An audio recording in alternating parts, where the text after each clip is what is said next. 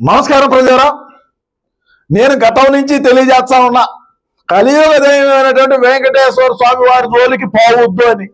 ఈ రోజు ఏమైంది, ఏంది కథ అనేది తిరుమల శ్రీవారి లడ్డు వివాదం ఏ విధంగా ప్రపంచవ్యాప్తంగా ఉండేటువంటి తెలుగు వారందరూ ఏం మాట్లాడుకున్నారు అనేది అందరికీ తెలిసినటువంటి విషయమే. నేనేమో కొత్తగా చెప్పాల్సినటువంటి అవసరం లే. నిందితులను ఏ విధంగా పట్టుకున్నారు ఏందనేది ఒక చిన్న వీడియో విశ్లేషణ చేద్దాం. ఈనాడులో వచ్చినటువంటి కథనం ఏంటంటే ఇక్కడ మీరు బ్రహ్మాండంగా చూడొచ్చు. ఏందనేది చూడు. నిందితులను తిరుపతి 2వ అదనపు మున్సిపల్ కోర్టు న్యాయమూర్తి నివాసం వద్దకు తీసుకెళ్లిన సిట్ బృందం. అదేవిధంగా తిరుమల కల్తీ నెయ్యి సరఫరా కేసులో 4 అరెస్టు. 4 కాదు, ఇంకా మా వైసీపీ పార్టీలో ఉన్నటువంటి పెద్ద తలకాయలు ఎంతమంది ఉన్నారో అంతమందిని ఇక్కడ బయటికి తీయండి. ఎందుకంటే ఒక దేవుడు, ఆయన కలియుగ దేవుడైనటువంటి వెంకటేశ్వర స్వామి ఎక్కడెక్కడి నుంచో భక్తులు వచ్చి మన దేశంలోనే ఉండేటువంటి ఒక దీంట్లో పెద్దదిగా ప్రసిద్ధి ప్రాముఖ్యత ఉన్నటువంటి ఒక దేవాలయంలో ఈ విధంగా అక్రమాలు చేస్తారా? మేము చేయలేదు. పొనవోలు సుధాకర్ ఆడుకొనుకున్నాడు. ఈ రోజు బయటకు వచ్చి మాట్లాడు. ఆర్కే రోజా అడిగిపోయావు, రా బయటకు వచ్చి మాట్లాడు. అప్పుడు దేవాదాయ శాఖ మంత్రి అడిగినాడు, వచ్చి బయటకు వచ్చి మాట్లాడమనండి. ఏం తవాసలా అవులేయా? లెక్క అంటే ఏమైనా చేసేదేనా? డబ్బులు వస్తున్నాయంటే ఏమిటిది? 4 అరెస్టు. సుప్రీంకోర్టు ఏర్పాటు చేసిన సిట్ కీలక అడుగు. ఆధారాలు ముందు పెట్టి ప్రశ్నించిన అధికారులు. ఏదైతే మనం అవినీతి అక్రమాలు కల్తీ చేస్తున్నామో వాటి ఆధారాలన్నీ వాళ్ళ ముందు పెట్టి ఏందిరా ఇది ఏంది అని చెప్పి అడిగినారు. దీనికి ఏం చెప్తారు? ఇప్పుడు దీనికి ఏమి చెప్తారో చెప్పండి. అదేవిధంగా విచారణలో నీళ్లు నమిల నిందితులు. నేను ఆ రోజే చెప్పిన, మా వాళ్ళు ఖచ్చితంగా మా వైసీపీ పార్టీకి సంబంధించిన వాళ్ళు 5 సంవత్సరాలు కాదు 30 సంవత్సరాల పాటు మనమే ఉంటాము అని చెప్పి ఒక ఆలోచన చేసి ముందుకు పోయి ఉంటారు. మీరు ఖచ్చితంగా దర్యాప్తు జరిపించండి అని నేను ఎన్ని వీడియోలో చెప్పినా, కావాలంటే మీరు చూసుకోండి. అదేవిధంగా 20 వరకు రిమాండ్ విధించిన న్యాయమూర్తి. ఇంక 20 దాకా రిమాండ్. సరే, ఈ 10 రోజులు ఏమి జరుగుతుంది, వాళ్ళు ఏమి చెప్తారు ఏందనేది మనం అయితే చూద్దాం. మీరు దేవుడు ఇప్పుడు ఆర్కే రోజా ఉన్నది, ఎక్కడ జరిగింది అది ఇది అని చెప్పింది. నువ్వు పోయి మాట్లాడి ఈ రోజు యాడ జరిగింది, ఏ ఊర్లో జరిగింది, నెయ్యి ఎక్కడి నుంచి తెచ్చినారు, యాడ కలిపినారు ఏందని చెప్పి ఈ భూమన కరుణాకర్ రెడ్డి అప్పుడు ప్రెస్ మీట్లు పెట్టినాడు కదా, ఎందుకు పెట్టలే ఈ రోజు ప్రెస్ మీట్లు అయ్యా? నువ్వు ధర్మారెడ్డి డాడీ పోయాడు ఈవో, అప్పుడు అంతకు ముందు ఉన్నటువంటి వైవి సుబ్బాయి డాడీ పోయాడు. వీళ్ళన్నీ కథలా?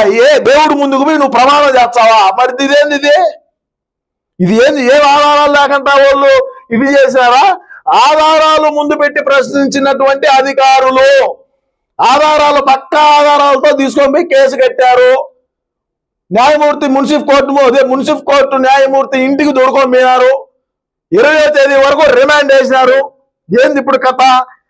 వారాన్ని పశువులరా మీ ఇష్ట ప్రకారం చేసి దేవుడి మీద గడబడి ఈ ఆర్కే రోజాకైతే మీరు సోమవారం వచ్చారా, మంగళవారం వచ్చారా, బుధవారం వచ్చారా, నేను దర్శనాలు చేయించానని ఏమని సుబ్బారెడ్డి ఏమో 400 కాదు 500 చేయండి, టికెట్లు రేట్లు చేయండి అని చెప్పా. ఇప్పుడు ఆ క్యూ లైన్ లో ఎవరైతే ఉంటారో ఆ క్యూ లైన్ లో అన్నప్రసాదాలు ఇచ్చినారా, సంటిపెట్టెలకు పాలు ఇచ్చినారా?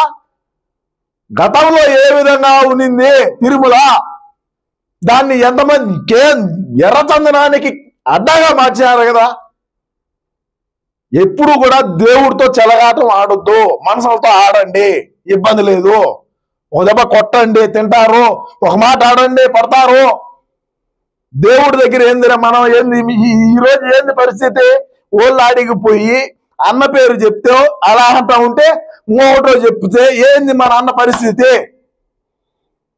అప్పటి కరుణాకర్ రెడ్డి కానీ లేదంటే అప్పుడు ఉన్నటువంటి వైవి సుబ్బారెడ్డి కానీ ఈఓ కానీ వాళ్ళ పేర్లు బయటికి చెప్పినారనుకో, మేము చూసుకుంటాం మీకేం కానివ్వండి అని.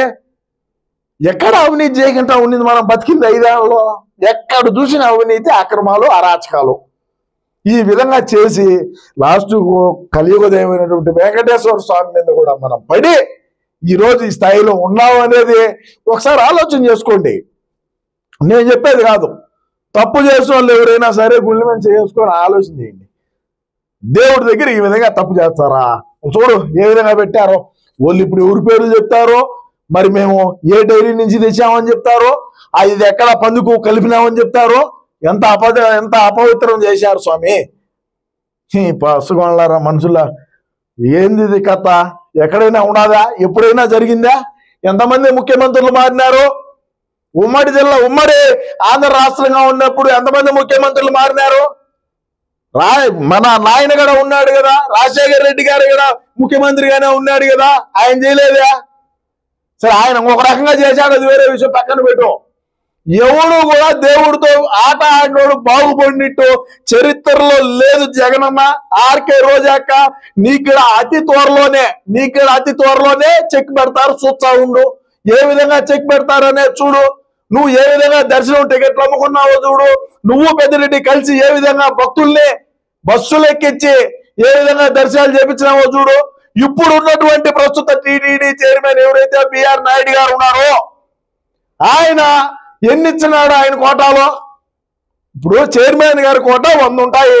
ఆ 100లో ఆయన ఎన్ని టికెట్లు ఇచ్చారో చూడండి ఒకసారి. మనం ఉన్నప్పుడు ఎన్ని వందల టికెట్లు ఇచ్చినాము? 1500 టికెట్లు, 1600 టికెట్లు ఇచ్చినాం మనం అధికారంలో ఉన్నప్పుడు. అదే నీ కోటాకి సంబంధించి ఎన్ని ఇచ్చినావు? నీ పర్యాటక శాఖకి సంబంధించి నీ కోటాలో ఎన్ని టికెట్లు నువ్వు అమ్ముకొని తింటా వచ్చినావు? మన అందరికి నువ్వు ముందు పోయి అందరికి ప్రోటోకాల్ దర్శనం. ఏం దేవుడితో ఆడుకోకుంటే ఏమి? గ్రామీణ తోలుతారు, ఎర్రచందనం తోలుతాయి, డ్రగ్స్ తోలుతారు, అదే గంజాయి. రాష్ట్రంలో ఏ పేడ కావాలంటే ఆ పేడ అంతా తెచ్చిపెట్టి లాస్ట్కు ఇదంతా ఎత్తుకోపోయి దేవుడు పాదాల కాడ పెడతారా మీరు? చూద్దాం. రాష్ట్ర ప్రజలారా, నేను ప్రతి ఒక్క హిందువుని అడుగుతా ఉన్నా, వీళ్ళు గతంలో తప్పు జరగలేదంటే ఎందుకు ఈరోజు వీళ్ళు అరెస్ట్ అయినారు అనేది మీరు కామెంట్ చేయండి. తప్పకుండా ప్రతి ఒక్క సోదరుడు కూడా ఈ యొక్క వీడియోకి మీ అమూల్యమైన అభిప్రాయాన్ని అయితే తెలియజేయండి అని చెప్పి కోరుకుంటూ, రాబోయే రోజుల్లో ఖచ్చితంగా భారీగానే ఇంకా తిరుమలలో ఏమి జరిగినాయి కూడా బయట పెట్టాలని చెప్పి కూడా నేను ఈ సందర్భంగా తెలియజేసుకుంటూ, మీ అమూల్యమైనటువంటి అభిప్రాయాన్ని తప్పకుండా కామెంట్ రూపంలో తెలియజేయండి. నమస్కారం.